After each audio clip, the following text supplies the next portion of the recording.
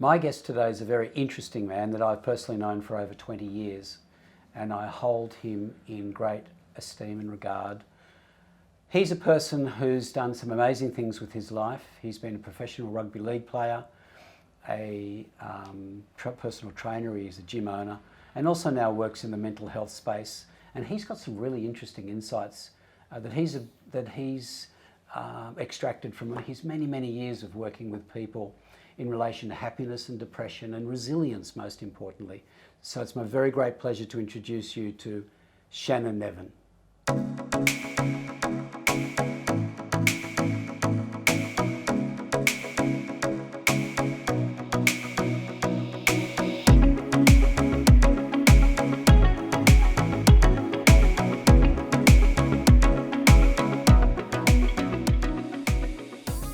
Perhaps you'd just like to expand a little bit, Shannon, on how you have helped build resilience for people that have been challenged over the last, couple of years particularly. Yeah, well, thanks, Paul. It's a pleasure to be here today, to be with you. I've known you for a long time, like you said. Look, my background's rugby league. From when I left school, I became a professional rugby league player, played for the Seagulls and the Balmain Tigers, and even from that early age, I learned about resilience. I learned about how to get up off the ground and keep going. How to get through a game when the game's challenging. You're against it. You might be down a player or you're behind on the scoreboard, but it's about becoming resilient and bouncing back from tough times. And I guess from my times as a rugby league player, I then became a personal trainer where I worked with people to work on their mental health and their physical health. And because they're linked? Yeah, because they're linked.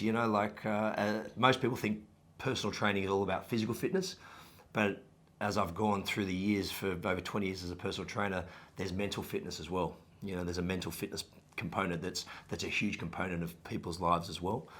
And for a lot of the agents and business owners out there that perhaps watching, the last 2 years has been very easy. It's been a really buoyant time like we've never seen before, but now it's turned around and the market's backing off, prices are dropping in a lot of places, interest rates are going up, there's a lot of apprehension.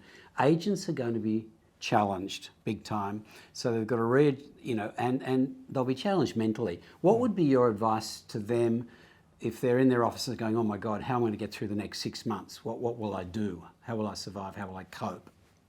Oh, look, it's the interesting thing about building up resilience in life individually and business-wise. It doesn't matter where you're from. It doesn't matter what business you're in. It's all about making the right choices and doing the right small steps to improve things. And look, the one of the main things, I think it's really important to focus on your own physical health first. Yep. Because if you can't challenge yourself, like for me, I'm a personal trainer, so I train people in my gym. But whether you're in a gym or whether you're out in the park or whether you're pushing your body to the limits, if you can't get through something physically yourself, then how are you going to get through it in the workplace? How are you going to get through it at home in your relationships? So I really focus on getting people challenging themselves physically, which then turns to mental toughness and builds up that mental mindset. Yep. And if you focus on yourself, then that naturally then just flows on to your business. The other thing, if I'm thinking of, say, a real estate agent, it's about setting goals. I think a lot of people, and I think in general in society these days, we've got this unrealistic expectation that we all have to be perfect. We all have to be the biggest and the best at everything.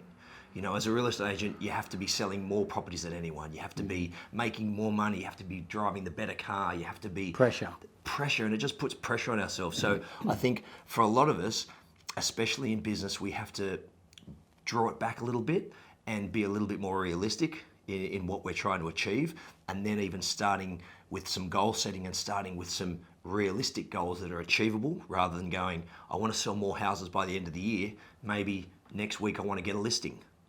So set some short-term goals that builds more self-confidence, because what happens is I think a lot of people in business, they set such unrealistic expectations of themselves that they fail. And what does failing do? If you don't have a strong resilience, then that failing crushes your self-worth, crushes your self-esteem. Downward spiral. Then they then throw the business out the door because they think, oh, this is all too hard for me. When if we start small, start with small goals, build on that self-confidence. Like so often in business, if you have someone saying to you, well done, you did great this week, what does that do? That makes you feel good about yourself and makes you strive to become better.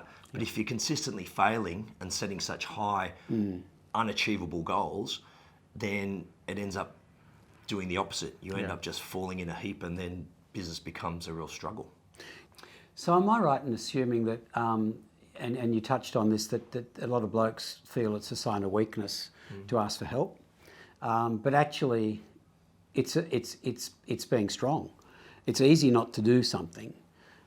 So admitting that you need help in an area is a sign of personal strength. And let me ask you this, the chicken and the egg story, is it the mental, you work on the mental or do you work on the physical first? What would you recommend?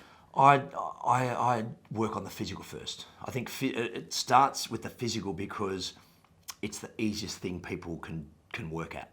Dealing with mindset can be very challenging, and I think that comes and develops as you go down the track. But even just going for a walk, going for a jog, doing any basic form of exercise improves mental health. It creates all the feel-good chemicals to get released in your brain, the serotonin levels. It reduces anxiety, it reduces depression, it reduces fear, and that's the first step in regards to working on that mental health and mental fitness. And eventually they're all combined, but definitely working on your physical fitness first will then lead on to the mental side of things. So if someone is out there and they're feeling not confident to go to a gym, they may be overweight and feel self-conscious about themselves, that's understandable. Would you recommend, just go for a walk? So once you start, then you can go to the next step. Okay, I'm doing this. It's not as hard as I thought. Yep. And now I need to do a bit more. And you start to feel better about yourself as well, don't you? Yeah, of course. And look, a good tip is to find a buddy, find a friend. Yes. Find a friend that you're comfortable with, someone that you can relate to, and someone that you know is not going to judge you. Because feeling comfortable and connected with someone, whether it's a trainer or a friend when you're exercising, is really important because it's not easy for everyone. It's not easy for people to, if it was easy, we'd all be fit and amazing and really healthy, but unfortunately that's just not the case. So yeah, it's really important to find someone that you connect with, and then from that, building self-confidence. And it doesn't matter who you are, it doesn't matter what business you run, it doesn't matter how successful you are, how much money you earn, how many kids you've got, how many broken relationships you had. It's all about you feeling really comfortable in who you are as a person and having that self-love and self-care that you're actually worth it. Because if you don't feel that worth, then you can't do anything. And I deal with people all the time and speak to people all the time, and it's all about building up that self-confidence that they matter. They matter to themselves first, and then once they feel that, then they start mattering to their families, then they start mattering to their workmates and their business, associates, and then they feel like they matter in the world. And once you get that, then good things start to happen. Because if you lay that foundation from yourself, how everybody perceives you means nothing.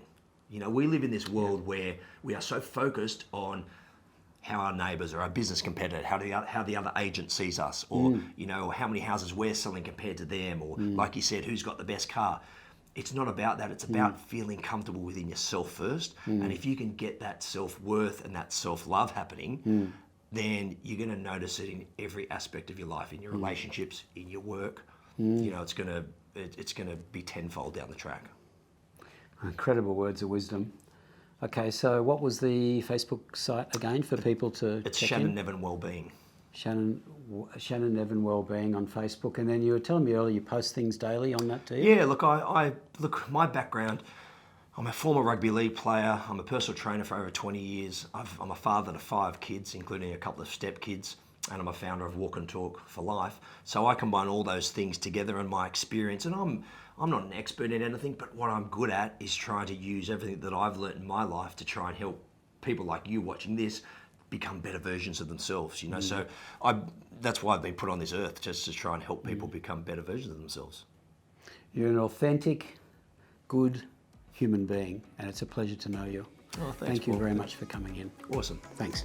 Cheers, Shannon.